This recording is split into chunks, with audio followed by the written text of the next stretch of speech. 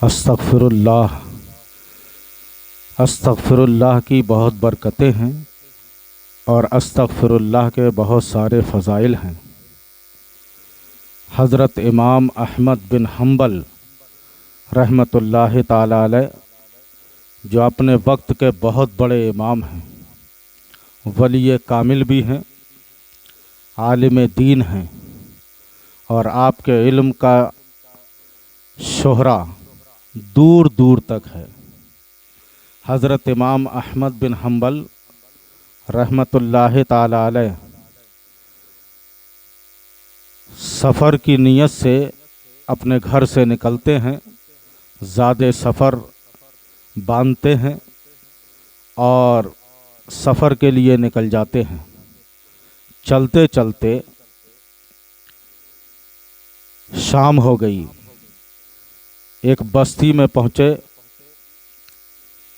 तो देखा कि इशा की नमाज का वक्त करीब है।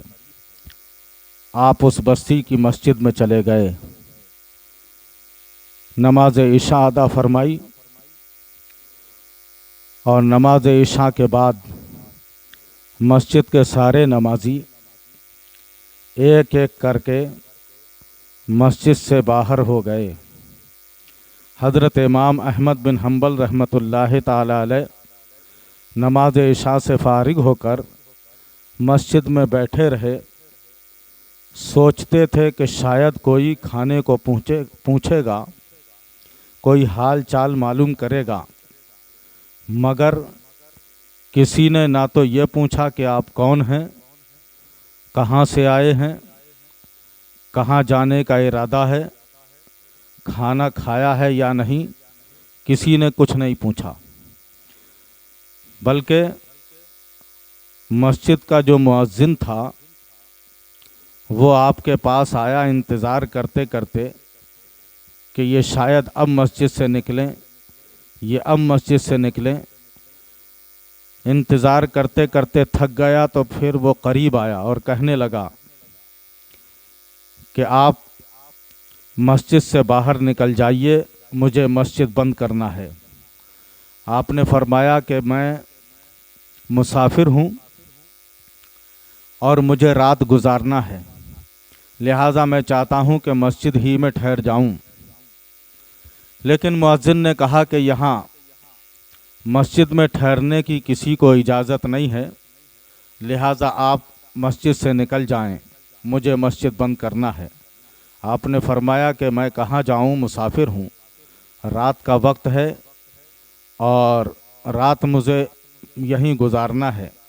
वो कहने लगा कि आप ज़िद ना करें, मैं अभी घर जा रहा हूँ, घर से वापस आऊँगा तो आप मस्जिद से निकल जाइएगा, वरना आपका सामान और आपको मुझे ख़ुद निकालना पड़ेगा। हज़रत इमाम अहमद बिन हम्बल रहमतुल्लाहि ताला अलैह ना उसे ये बताते हैं कि मैं कौन हूँ। अगर आप बता देते या उसे मालूम हो जाता कि ये वक्त के इमाम हज़रत इमाम अहमद बिन हम्बल हैं, तो वो दस्तबोसी करता, कदमों पे गिर जाता, अपने घर ले जाता, खातिर तवाज़े करता। मगर उसे क्या मालूम था कि ये शख्स कोई मामूली शख्स नहीं है, बल्कि वक्त का इमाम अहमद बिन हम्बल हैं। गर्ज के आप उस मस्जिद से निकल जाते हैं और उस बस्ती से बाहर हो जाते हैं, आगे के लिए सफ़र शुरू कर देते हैं।